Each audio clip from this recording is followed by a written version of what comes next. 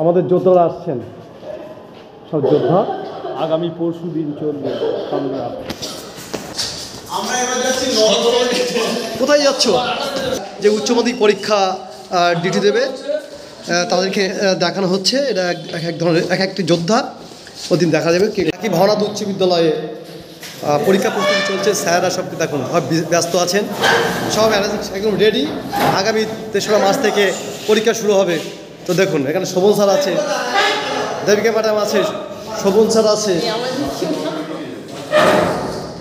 Rahman sir আছে, আমাদের ভাস্কর sir কাজে ব্যস্ত আছেন।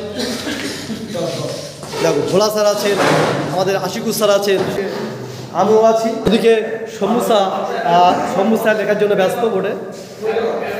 এই যে শম্ভু স্যারকে দেখাচ্ছি, চিন্তায় মগ্ন।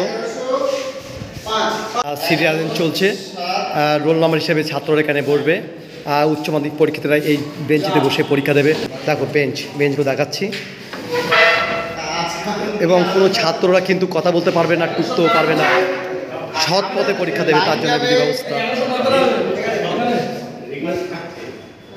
আগেরটা আছে 12-8 আছে তো।